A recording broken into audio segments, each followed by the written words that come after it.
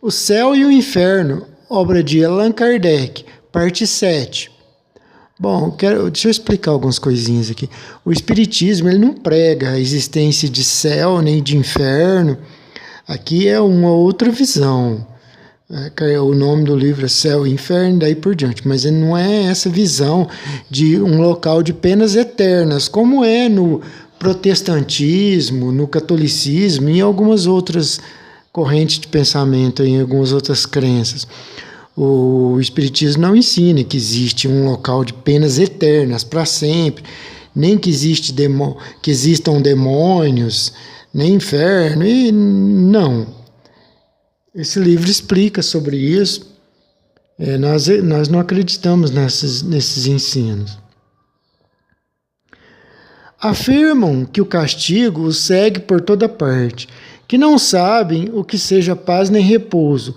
Esta asserção, de modo algum, destrói a observação que fizemos quanto ao privilégio dos que estão fora do inferno, e que reputamos tanto menos justificado por isso, que podem fazer e fazem maior mal. Kardec ele refuta a ideia de um local que seja como o inferno, que as religiões ensinam, aí o protestantismo, o catolicismo e outras. O catolicismo nem tanto hoje em dia prega inferno, penas eternas, mas aqui essa obra aqui, Kardec vem refutando essas ideias, vem dizendo que elas são contraditórias com a bondade de Deus e daí por diante. Que até a lei humana te dá uma segunda chance. O infrator, ele erra, depois ele vai preso e ele é solto para se reintegrar à sociedade e continuar a vida dele, tentar acertar. Até a lei humana te dá, e Kardec vem mostrando isso, que Deus não daria, Deus que é a justiça suprema, a bondade suprema, o amor supremo, e daí por diante. É de crer que esses demônios extra-infernais não sejam tão felizes como os bons anjos, mas não se deverá ter em conta a sua relativa liberdade. Eles não possuirão a felicidade moral que a virtude defere, mas são incontestavelmente mais felizes que os seus comparsas do inferno em chamas. Depois, para o mal, sempre há um certo gozo na prática do mal, demais a mais livremente. Perguntai ao criminoso o que prefere, se ficar na prisão ou percorrer livremente os campos, agindo à vontade, pois o caso é exatamente o mesmo. Afirma outro, sim, que o remorso os persegue sem tréguas nem misericórdia, esquecidos de que o remorso é o precursor imediato do arrependimento, quando não é o próprio arrependimento. Tornados perversos, obstinam-se em o ser, e sê-lo-ão para sempre. Mas desde que se obstinam em ser perversos, é que não têm remorsos. Veja, ele está refutando essas ideias de demônios livres, fazendo mal, e daí por diante, como sempre foi ensinado para nós todos. Do contrário, ao menor sentimento de pesar, renunciaria ao mal e pediriam perdão. Logo, o remorso não é para eles um castigo. São depois do pecado o que é o homem depois da morte.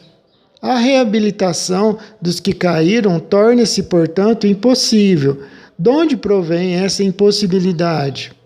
Não se compreende que ela seja consequência de sua similitude com o homem depois da morte. Proposição, ademais, é muito ambígua.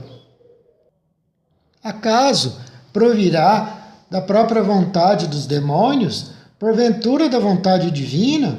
No primeiro caso, a pertinácia denota uma extrema perversidade, um endurecimento absoluto no mal, e nem mesmo se compreende que seres tão profundamente perversos pudessem ter sido anjos de virtude, conservando por todo o tempo indefinido na convivência destes todos os traços da sua péssima índole e natureza. No segundo caso, ainda menos se compreende que Deus inflija como castigo a impossibilidade da reparação após uma primeira falta. O Evangelho nada diz que com isso se pareça. A sua perda é desde então irreparável, mantendo-se eles no seu orgulho perante Deus. E de que lhe serviria não manterem tal orgulho, uma vez que é inútil todo arrependimento? O bem só poderia interessá-los se eles tivessem uma esperança de reabilitação, fosse qual fosse o seu preço. Assim não acontece, no entanto, e pois se perseveram no mal, é porque eles traçaram a porta da esperança, trancaram a porta da esperança. Mas por que lhes trancaria Deus essa porta? Para se vingar da ofensa decorrente da sua insubmissão? E assim, para saciar o seu ressentimento contra alguns culpados, Deus prefere não somente vê-los sofrer, mas agravar o mal com mal maior. Induzir a perdição eterna toda a humanidade, quando por um simples ato de clemência podia evitar tão grande desastre, aliás, previsto de toda a eternidade. Trata-se, no caso vertente, de um ato de clemência, de uma graça pura e simples que pudesse transformar-se em estímulo do mal. Não trata-se de um perdão condicional subordinado a uma regeneração sincera e completa, mas em vez de uma palavra de esperança e misericórdia, é como se Deus dissera: pereça toda a raça humana antes que a minha vingança. E com semelhante doutrina, ainda muita gente se admira de que haja incrédulos e ateus. E é assim que Jesus nos representa, seu Pai, Ele que nos deu a lei expressa do esquecimento e do perdão das ofensas, que nos manda pagar o mal com o bem, que prescreve o amor dos nossos inimigos como a primeira das virtudes que nos conduzem ao céu. Quereria, desse modo, que os homens fossem melhores, mais justos, mais indulgentes que o próprio Deus? Os demônios, segundo o Espiritismo. Segundo o Espiritismo, nem anjos nem demônios são entidades distintas, por isso que a criação de seres inteligentes é uma só. Unidos a corpos materiais, esses seres constituem a humanidade que povoa a Terra e as outras esferas habitadas. Uma vez libertos do corpo material, constituem um mundo espiritual ou dos espíritos que povoam os espaços. Deus criou os perfectíveis e deu-lhes por escopo a perfeição como a felicidade que dela decorre. Não lhes deu, contudo, a perfeição, pois quis que a obtivessem por seu próprio esforço, a fim de que também e realmente lhes pertencesse o mérito. Desde o momento da sua criação, que os seres progridem, quer encarnados, quer no estado espiritual. Atingido o apogeu, tornam-se puros espíritos ou anjos, segundo a expressão vulgar, de sorte que, a partir do embrião, do ser inteligente até o anjo, há uma cadeia na qual cada um dos elos assinala um grau de progresso. Do exposto resulta que há espíritos em que todos os graus de adiantamento moral e intelectual, conforme a posição em que se acham na imensa escala do progresso. Em todos os graus existe, portanto, ignorância e saber, bondade e maldade. Nas classes inferiores destacam-se espíritos ainda profundamente propensos ao mal e comprazendo-se com o mal. A estes pode-se denominar demônios, pois são capazes de todos os malefícios aos ditos atribuídos.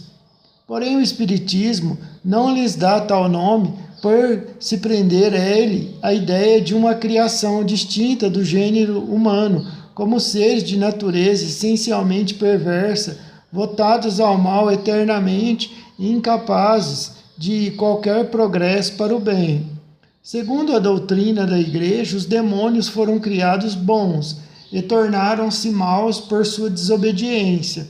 São anjos colocados primitivamente por Deus no ápice da escala, tendo dela decaído. Segundo o Espiritismo, os demônios são espíritos imperfeitos, suscetíveis de regeneração, e que colocados na base da escala, hão de nela graduar-se. Os que por apatia, negligência, obstinação ou má vontade persistem em ficar por mais tempo nas classes inferiores, sofrem as consequências dessa atitude, e o hábito do mal dificulta-lhes a regeneração. Chega-lhes, porém, um dia a fadiga dessa vida penosa e das suas respectivas consequências. Eles comparam a situação à dos bons espíritos e compreendem que o seu interesse está no bem, procurando então melhorar-se, mas por ato de espontânea vontade, sem que haja nisso o mínimo constrangimento. Submetendo-se à lei geral do progresso, em virtude da sua aptidão para o mesmo, não progridem ainda assim contra a vontade. Deus fornece-lhes constantemente os meios, porém com a faculdade de aceitá-los ou recusá-los. Se o progresso fosse obrigatório, não haveria mérito, e Deus quer que todos tenhamos o mérito de nossas boas obras. Ninguém é colocado em primeiro lugar por privilégio, mas o primeiro lugar a todos é franqueado à custa do esforço próprio. Os anjos mais elevados conquistaram a sua graduação, passando, como os demais, pela rota comum. Chegados a certo grau de pureza, os espíritos têm missões adequadas ao seu progresso. Preenche, assim, todas as funções atribuídas aos anjos de diferentes categorias. E como Deus criou de toda a eternidade, segue-se que de toda a eternidade houve número suficiente para satisfazer as necessidades do governo universal. Deste modo, uma só espécie de seres inteligentes, submetida à lei de progresso, satisfaz todos os fins da criação. Por fim, a unidade da criação, aliada à ideia de uma origem comum, tendo o mesmo ponto de partida e trajetória, elevando-se pelo próprio mérito, corresponde melhor à justiça de Deus do que a criação de espécies diferentes, mais ou menos favorecidas de dotes naturais que seriam outros tantos privilégios. A doutrina vulgar sobre a natureza dos anjos, dos demônios e das almas, não admitindo a lei do progresso, mas vendo, todavia, seres de diversos graus, concluiu que seriam produto de outras tantas criações especiais. E assim foi que chegou a fazer de Deus um pai parcial, tudo concedendo a alguns de seus filhos e a outros impondo o mais rude trabalho. Não admira que por muito tempo os homens achassem justificação para tais preferências, quando eles próprios delas usavam em relação aos filhos, estabelecendo direitos de primogenitura e outros privilégios de nascimento. Podiam tais homens acreditar que andavam mais errados que Deus? Hoje, porém, alargou-se o círculo das ideias.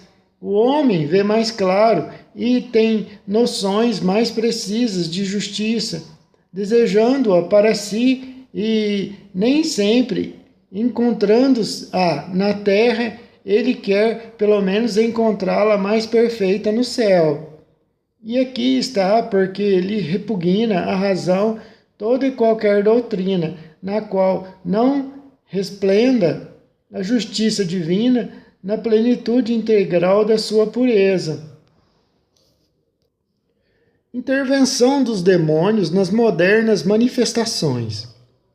Os modernos fenômenos do espiritismo têm atraído a atenção sobre fatos análogos de todos os tempos e nunca a história foi tão compulsada neste sentido como ultimamente. Pela semelhança dos efeitos, inferiu-se a unidade da causa. Como sempre acontece relativamente a fatos extraordinários que o senso comum desconhece, o vulgo viu nos fenômenos espíritas uma causa sobrenatural e a superstição completou o erro, ajuntando-lhes absurdas crendices. Provém daí uma multidão de lendas que, pela maior parte, são uma amálgama de poucas verdades e muitas mentiras. As doutrinas sobre o demônio, prevalecendo por tanto tempo, haviam de tal maneira exagerado o seu poder que fizeram, por assim dizer, esquecer Deus. Por toda parte surgia o dedo de Satanás, bastando para tanto que o fato observado ultrapassasse os limites do poder humano. Até as coisas melhores, as descobertas mais úteis, sobretudo as que podiam abalar a ignorância e alargar o círculo das ideias, foram tidas muitas vezes por obras diabólicas. Os fenômenos espíritas de nossos dias, mais generalizados e mais bem observados à luz da razão e com o auxílio da ciência, confirmaram, é certo, a intervenção de inteligências ocultas, porém agindo dentro de leis naturais e revelando por sua ação uma nova força e leis até então desconhecidas. A questão reduz-se, portanto, a saber de que ordem são essas inteligências. Enquanto se não possuía do mundo espiritual, senão noções mais que incertas e sistemáticas, a verdade podia ser desviada, mas hoje que observações rigorosas e estudos experimentais esclareceram a natureza, origem e destino dos espíritos, bem como o seu modo de ação e papel no universo, hoje dizemos a questão se resolve por fatos.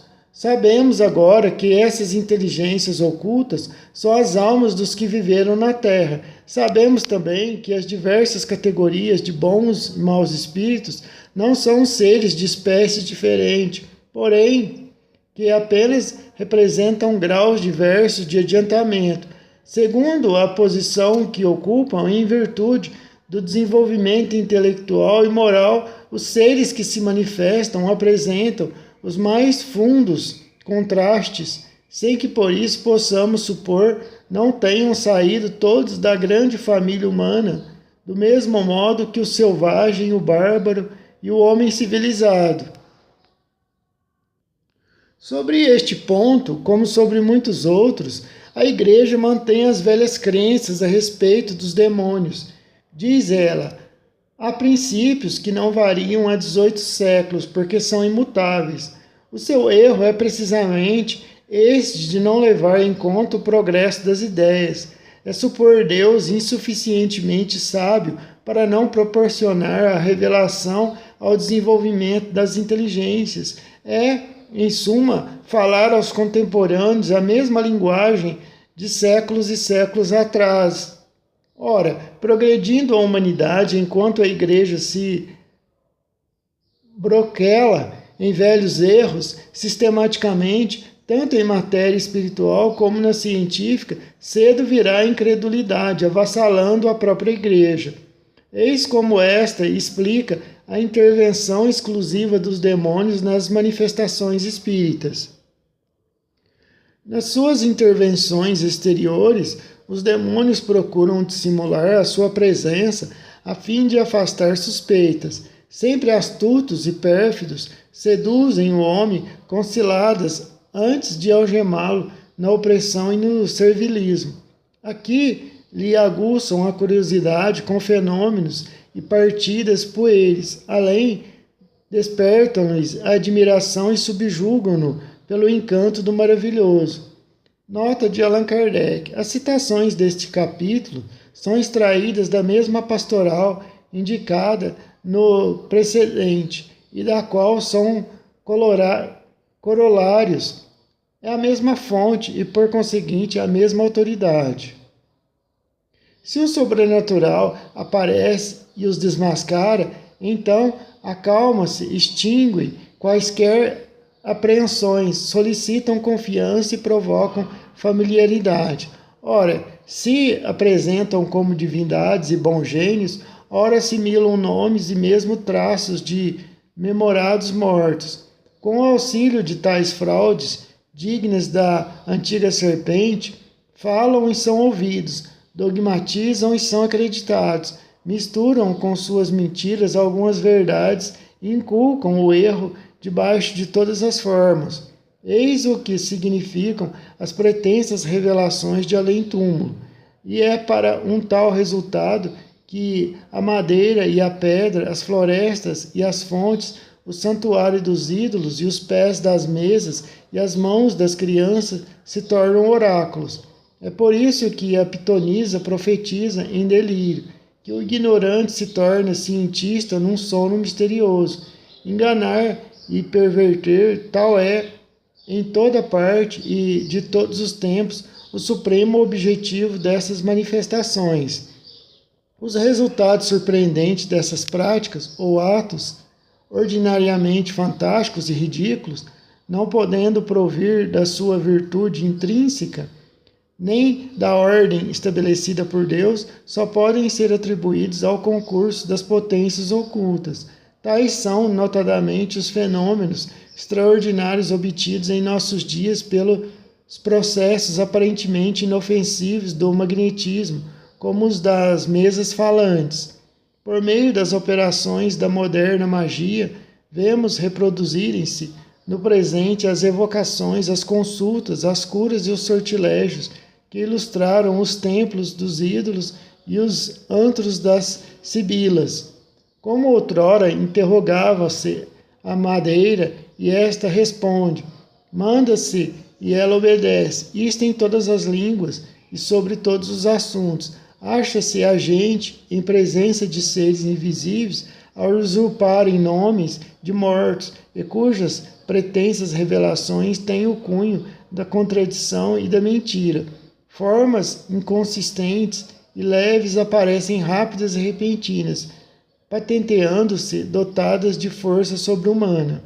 Quais são os agentes secretos desses fenômenos, os verdadeiros atores dessas cenas inexplicáveis?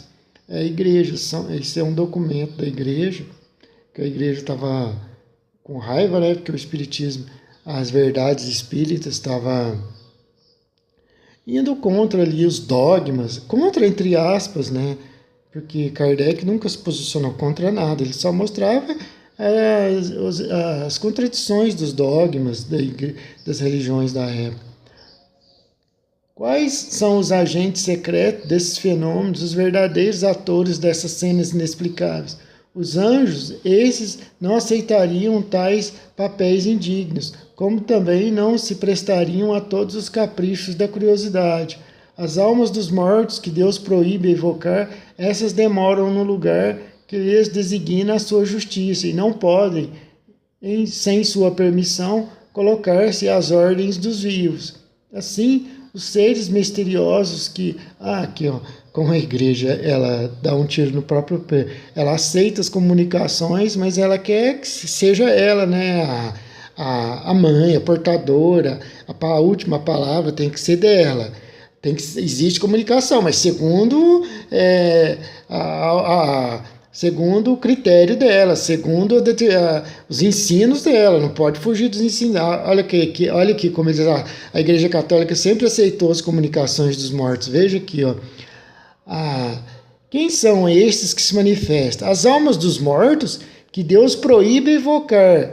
Essas demoram no lugar que lhes designa a sua justiça e não podem, sem sua permissão, colocar-se às ordens dos vivos.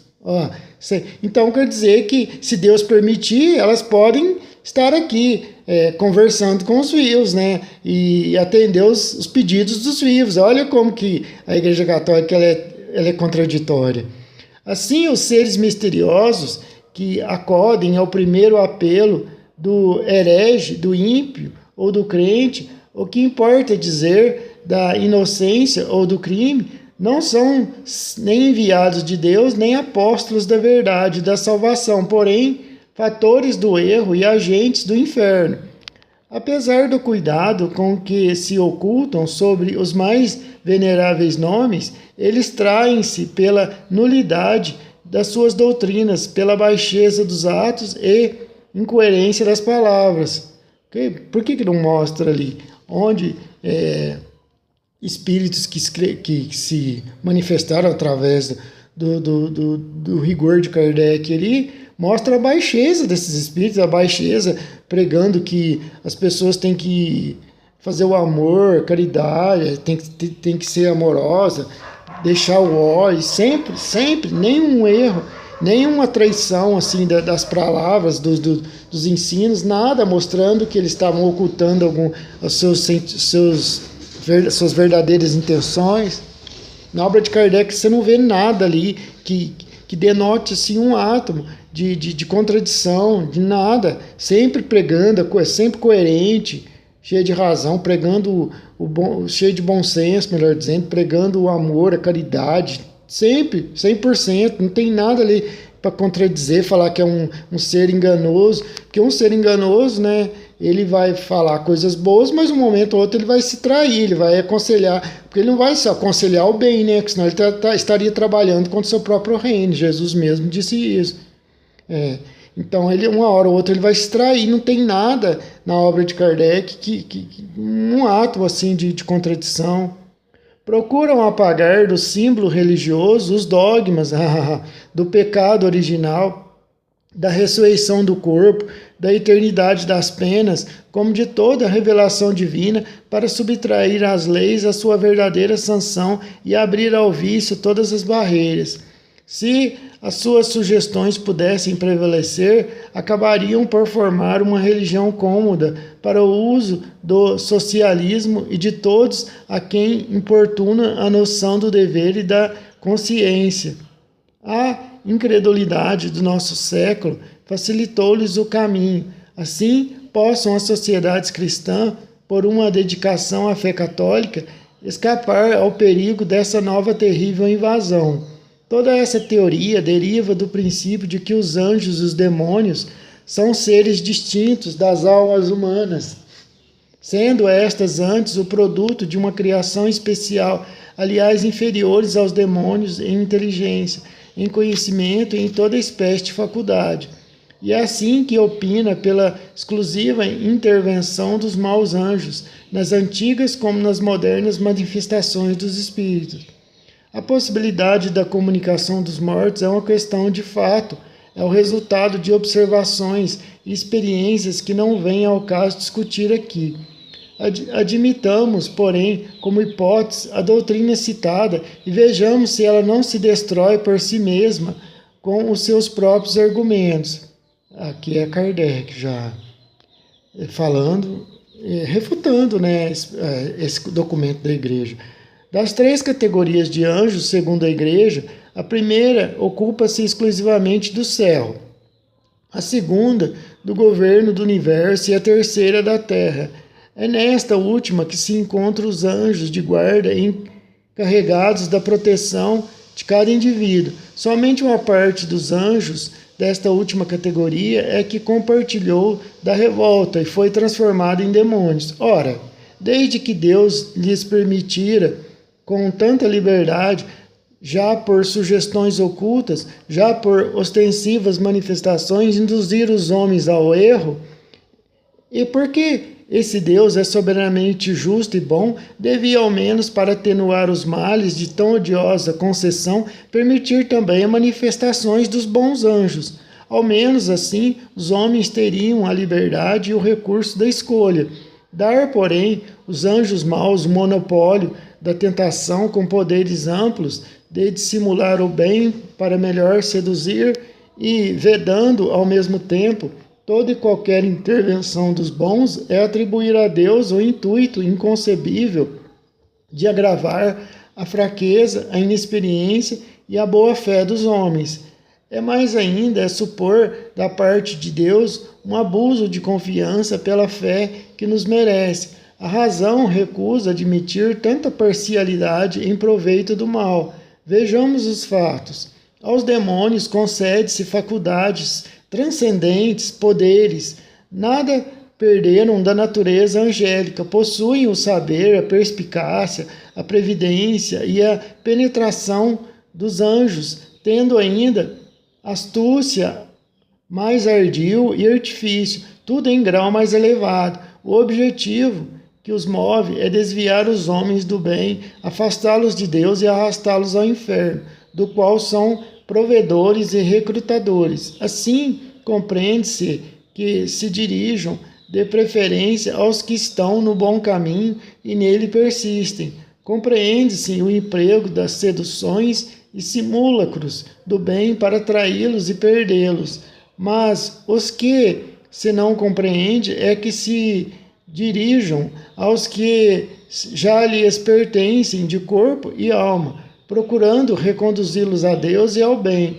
Quem mais estará nas garras do demônio do que aquele que de Deus blasfema, atido ao vício e à desordem das paixões? Esse não estará no caminho do inferno? Mas então como compreender que a uma tal presa esse demônio exorte a rogar a Deus, submeter-se à sua vontade e renunciar totalmente às coisas do mal? Como se compreende que exalte aos seus olhos a vida deliciosa dos bons espíritos e lhe pinte a horrorosa posição dos maus? Jamais se viu negociante realçar aos seus fregueses a mercadoria do vizinho em detrimento da sua, aconselhando-os a ir à casa daquele. Nunca se viu um arrebanhador de soldados depreciar a vida militar, decantando o repouso da vida doméstica. Poderá ele dizer aos recrutas que terão vida de trabalhos e privações com 10 probabilidades contra uma de morrerem ou, pelo menos, de ficarem sem braços nem pernas? É este, no entanto, o papel estúpido do demônio, segundo a Igreja, pois é notório e é um fato que as instruções emanadas do mundo invisível têm regenerado incrédulos e ateus, insuflando-lhes a alma fervor e crença nunca havidos. Ainda por influência dessas manifestações, tem-se visto e vem-se diariamente regenerar-se viciosos costumazes, procurando melhorar-se a si mesmos. Ora, atribuir isso ao demônio, atribuir tão benéfica propaganda e salutar resultado é conferir-lhe diploma de tolo.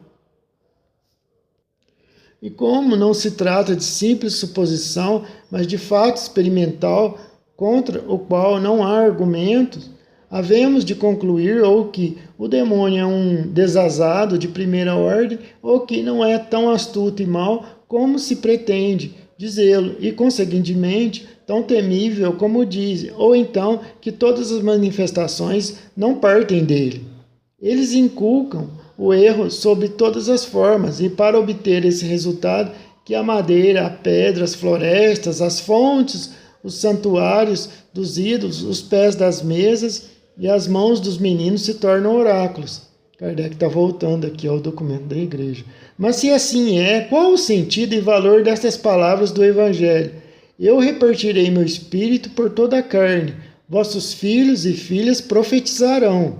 Os jovens terão visões e os velhos terão sonhos. Nesses dias repartirei meu espírito por todos os meus servidores e servidoras, e eles profetizarão. Joel, capítulo 2 e 29. Atos dos Apóstolos, capítulo 2, 17 e 18.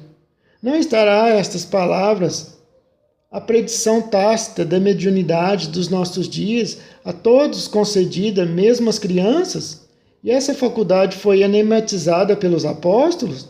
Não, eles a apregoam como graça divina e não como obra do demônio. Terão os teólogos de hoje mais autoridade que os apóstolos de Cristo? Por que não ver antes o dedo de Deus na realização daquelas palavras? Por meio das operações, voltando aqui ao documento da Igreja, por meio das alterações da moderna magia, vemos reproduzirem-se no presente as evocações, as consultas, as curas e os sortilégios que ilustraram os templos dos ídolos e os antros das sibilas. Nós perguntamos, Que há de comum entre as operações da magia e as evocações espíritas? Nada. Houve tempo em que tais operações faziam fé e acreditavam-se na sua eficácia, mas hoje são simplesmente ridículas. Ninguém as toma a sério e o espiritismo condena-as. Na época em que florescer a magia, era imperfeita a noção sobre a natureza dos espíritos, geralmente ávidos por seres dotados de poder sobre-humano. A troco da própria alma, ninguém os evocava, que não fosse para obter favores da sorte e da fortuna, achar tesouros, revelar o futuro ou obter filtros. A magia, com seus sinais, fórmulas e práticas cabalísticas, era increpada de fornecer segredos para operar prodígios, constranger espíritos e ficarem às ordens dos homens e satisfazerem-lhes os desejos. Hoje sabemos que os espíritos são as almas dos homens que viveram na terra e não evocamos senão para receber conselhos dos bons, moralizar os maus e continuar relações com os seres que nós amamos, que partiram. Eis o que diz o Espiritismo a tal respeito. Não podereis obrigar nunca a presença de um espírito vosso igual ou superior em moralidade, por vos faltar autoridade sobre ele, mas do vosso inferior, e sendo para seu benefício, consegui-lo-eis, visto como outros espíritos vos secundam. A mais essencial de todas as disposições para evocar é o recolhimento, quando desejarmos tratar com espíritos sérios, com a fé e o desejo do bem. Mais aptos nos tornamos para evocar os espíritos superiores, elevando nossa alma por alguns instantes de concentração no momento de evocá-los, identificando-nos com os bons espíritos, predispondo a sua vinda. O Livro dos Médiuns. Nenhum objeto, medalha ou talismã tem a propriedade de atrair ou repelir espíritos, pois a matéria ação alguma exerce sobre eles. Nunca um bom espírito aconselha tais absurdos. A virtude dos talismãs só pode existir na imaginação de pessoas simplórias. O Livro dos Médiuns, segunda parte. Não há fórmulas sacramentais para evocar os espíritos. Quem quer que pretendesse estabelecer uma fórmula poderia ser taxado de usar de charlatanismo, visto que para os espíritos puros a fórmula nada vale. A evocação deve, porém, ser feita sempre em nome de Deus. O Livro dos Médiuns, segunda parte. Os espíritos que prefixam entrevistas em lugares lúgubres e a horas indevidas são os que se divertem à custa de quem os ouve. É sempre inútil e muitas vezes perigoso ceder a tais sugestões. Inútil porque nada se ganha além de uma mistificação, e perigoso não pelo mal que possam fazer os espíritos, mas pela influência que tais fatos podem exercer sobre a mente de pessoas tolas. O Livro dos Médiuns, segunda parte. Não há dias nem horas mais especialmente propícios às evocações. Isso, como tudo, é material, é completamente indiferente aos espíritos, além de ser supersticiosa a crença em tais influências. Os momentos mais favoráveis são aqueles que o evocador pode abstrair-se melhor das suas preocupações habituais, calmo de corpo e de espírito. O Livro dos Médiuns, segunda parte. A crítica malévola apraz-se em representar as comunicações espíritas revestidas das práticas ridículas e supersticiosas da magia e da necromancia. Entretanto, se os que falam do espiritismo sem conhecê-lo procurassem estudá-lo, poupariam trabalhos de imaginação e alegações que só servem para demonstrar a sua tremenda ignorância e má-fé. Para conhecimento das pessoas estranhas à ciência, diremos que não há horas mais propícias umas que outras, como não há dias nem lugares para comunicar com os espíritos. Diremos mais, que não há fórmulas nem palavras sacramentais ou cabalísticas para evocá-los, que não há necessidade alguma de preparo ou iniciação, que é nulo o emprego de quaisquer sinais ou objetos materiais para atraí-los ou repeli-los, bastando para tal o pensamento, e finalmente que os médiuns recebem deles as comunicações sem sair do estado normal, tão simples e naturalmente como se tais comunicações fossem ditadas por uma pessoa encarnada. Só o charlatanismo poderia emprestar às comunicações formas excêntricas, enxertando-lhes ridículos acessórios. O que é o Espiritismo, capítulo 2. O futuro é vedado ao homem por princípio, e só em casos raros e excepcionais é que Deus faculta a sua revelação. Se o homem conhecesse o futuro, por certo que negligenciaria o presente e não agiria com a mesma liberdade.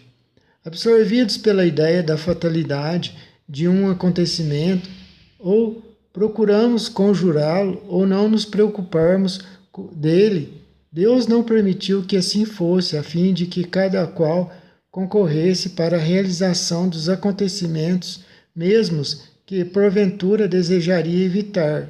Ele permite, no entanto, a revelação do futuro quando o conhecimento prévio de uma coisa não estorva, mas facilita a sua realização, induzindo a procedimento diverso do que teria-se tal circunstância.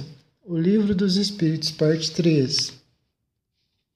Recapitulando, o futuro é vedado ao homem por princípio, e só em casos raríssimos e excepcionais é que Deus faculta a sua revelação. Se o homem conhecesse o futuro, por certo que negligenciaria o presente e não agiria com a mesma liberdade. Absorvidos pela ideia da fatalidade de um acontecimento, ou procuramos conjurá-lo ou não nos preocupamos dele. Deus não permitiu que assim fosse, a fim de que cada qual concorresse para a realização dos acontecimentos mesmos, que porventura desejaria evitar.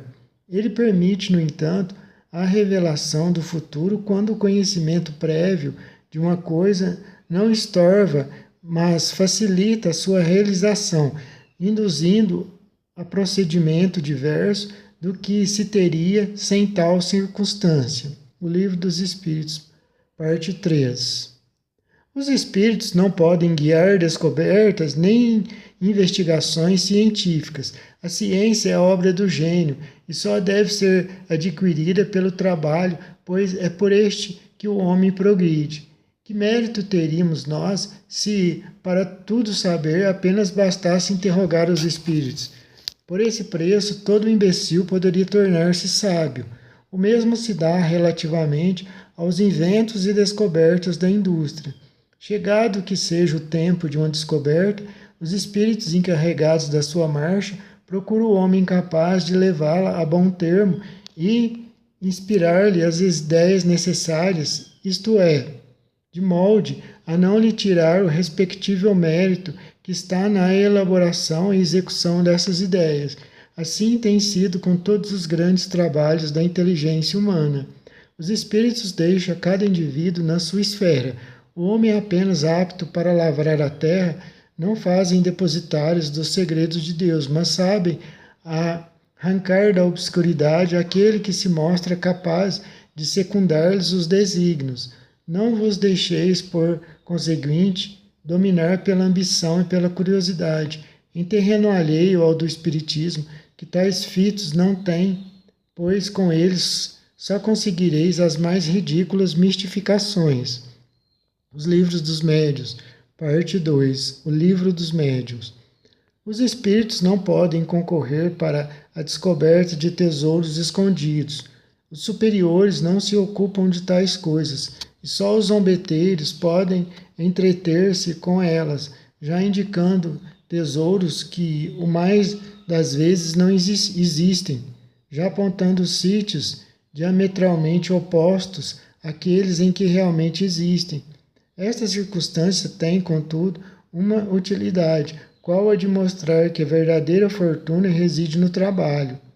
Quando a providência tem destinado a alguém quaisquer riquezas ocultas, esse alguém as encontrará naturalmente. Do contrário, não, nunca. O Livro dos Médiuns, segunda parte. Esclarecendo-nos sobre as propriedades dos fluidos, agentes e meios de ação do mundo invisível, constituindo uma das forças e potência da natureza, o Espiritismo nos dá a chave de inúmeros fatos e coisas inexplicados e inexplicáveis de outro modo, fatos e coisas que passaram por prodígios em outras eras. Do mesmo modo que o magnetismo, ele nos revela uma lei, senão desconhecida, pelo menos incompreendida, ou então, para melhor dizer, efeitos de todos os tempos conhecidos, pois que de todos os tempos se produziram, mas cuja lei se ignorava e de cuja ignorância brotava a superstição. Conhecida essa lei, desaparece o maravilhoso e os fenômenos entram para a ordem das coisas naturais. Eis porque os espíritos não produzem milagres, fazem girar as mesas ou escrever os mortos, como o milagre não fazem o médico em restituir a vida o moribundo e o físico provocando a queda do raio. Quem pretendesse fazer milagres pelo espiritismo não passaria de um embusteiro ignorante ou então de mero prestidigitador. O Livro dos Médiuns, parte 1. Pessoas há que fazem das evocações uma ideia muito falsa. Há mesmo quem acredite que os mortos evocados se apresentam com todo o aparelho lúgubre do túmulo. Tais suposições podem ser atribuídas ao que vemos nos teatros ou lemos nos romances e contos de ficção em que os mortos aparecem amortalhados com o chocalhar dos ossos. O Espiritismo, que nunca fez milagres, também não faz esse, pois que jamais fez reviver um corpo morto. O espírito fluido, inteligente, esse não baixa a campa com o grosseiro invólucro, que lá fica definitivamente. Separa-se dele no momento da morte e nada mais tem de comum entre si. O que é o Espiritismo? Capítulo 2, item 48. Ampliamos essas citações para mostrar que os princípios do Espiritismo não têm relação alguma com os da magia.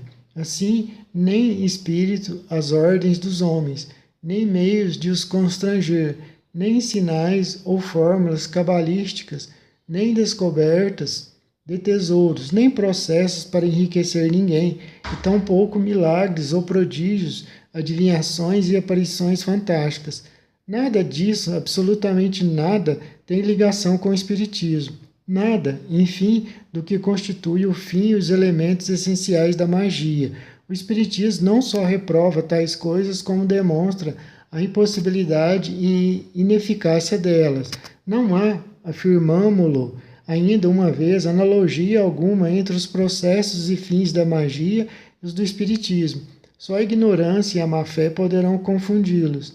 Dessa forma, tal erro não pode prevalecer, uma vez que os princípios espíritas não se furtam ao exame, e aí estão formulados inequívoca e claramente para todos.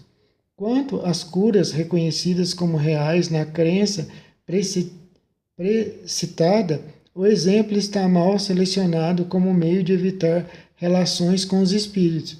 Efetivamente, essas curas são outros tantos benefícios que levam à gratidão e que todos podem experimentar. Pouca gente estará disposta a renunciar a elas, mormente depois de haver esgotado outros recursos, antes de recorrer ao diabo. Depois, se o diabo cura, força é confessar que faz uma boa e meritória ação para Deus. Quais são os agentes secretos de tais fenômenos? Os verdadeiros autores dessas cenas inexplicáveis. Os anjos, esses não aceitariam papéis indignos, como também não se prestariam aos caprichos todos da curiosidade. Voltando aqui a parte do documento da igreja. Quais são os agentes secretos de tais fenômenos? Os verdadeiros autores dessas cenas inexplicáveis. Os anjos, esses não aceitariam papéis indignos, como também não se prestariam aos caprichos todos da curiosidade.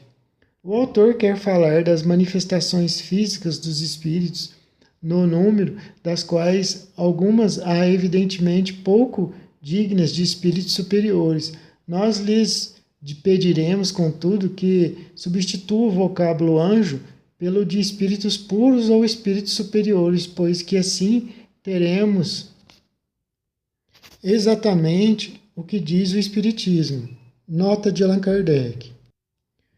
Querendo persuadir as pessoas curadas pelo Espiritismo que o foram curados pelo demônio, grande número delas se há separado da Igreja, sem que jamais pensassem fazê-lo. Fim da nota. Indignas, porém, dos bons espíritos, não se pode considerar uma multidão de comunicações dadas pela escrita, pela palavra, pela audição, etc., pois que tais comunicações seriam e são indignas dos homens mais eminentes da terra. O mesmo poderemos dizer quanto às curas, aparições e um sem número de fatos que os livros santos citam em profusão como obra de anjos ou de santos. Se, pois, os anjos e os santos produziram outrora fenômenos semelhantes, por que não os produzirão hoje? Por que serem idênticos, fatos julgados, bruxaria, nas mãos de uns, enquanto nas mãos de outros se reputam tantos milagres? Sustentar semelhante tese é abdicar de toda a lógica. O autor da Pastoral labora em erro quando afirma que tais fenômenos são inexplicáveis, o que se dá é justamente o contrário, isto é, hoje esses fenômenos são perfeitamente explicáveis, explicados ainda por cima, tanto que, se não são consideram como maravilhosos e sobrenaturais. Não, o Espiritismo não os considera maravilhosos, muito menos sobrenaturais, pois eles estão dentro das leis da natureza. E mesmo que ainda permanecessem inexplicados, não seria tão lógico atribuí-los ao diabo quanto era lógico, noutros tempos, dar a este as honras de todos os fenômenos naturais cuja causa então se desconhecia. Por papéis indignos devemos entender os que são ridículos e os que estimulam o mal, mas não podemos qualificar desta forma os dos espíritos que promovem o bem, encaminhando os homens para o caminho de Deus, para a virtude, etc.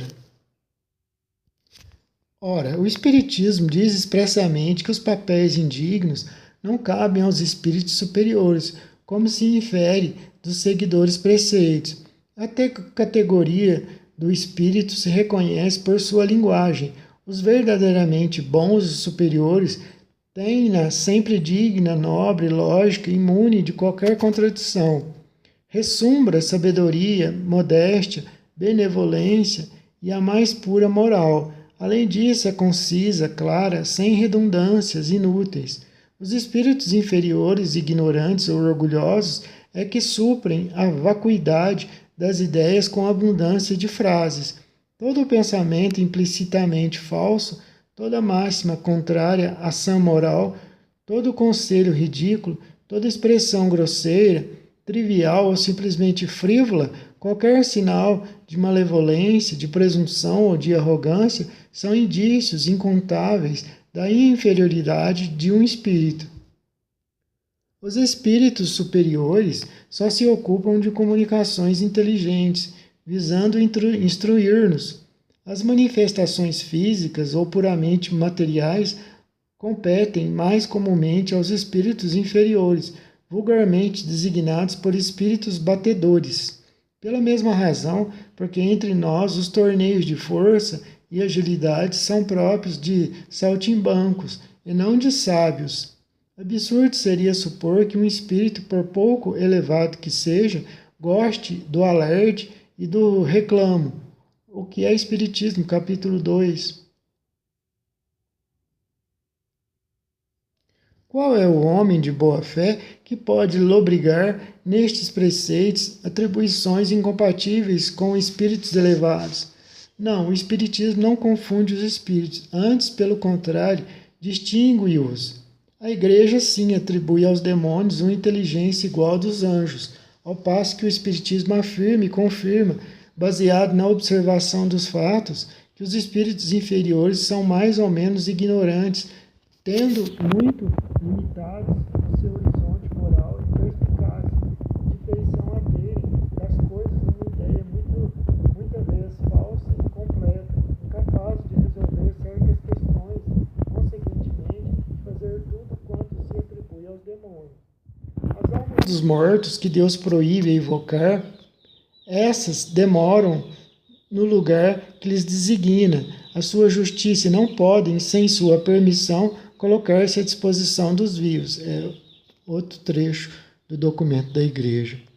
O Espiritismo vai além, é mais rigoroso, não admite manifestação de quaisquer espíritos, bons ou maus, sem a permissão de Deus, ao passo que a Igreja de tal não cogita relativamente aos demônios, os quais, segundo a sua teoria, se dispensam de tal permissão. Nossa, que quebrada essa que Kardec deu no argumento da Igreja. A Igreja ela fala que os espíritos bons é como se tivesse aqui um rigor para se comunicar. Mas os demônios, os espíritos ruins, não, pode fazer, contrariam Deus para fazer o mal à vontade. Vou até ler de novo aqui. O Espírito, documento da Igreja. As almas dos mortos que Deus proíbe evocar, essas demoram no lugar que lhes designa a sua justiça e não podem, sem sua permissão, colocar-se à disposição dos vivos.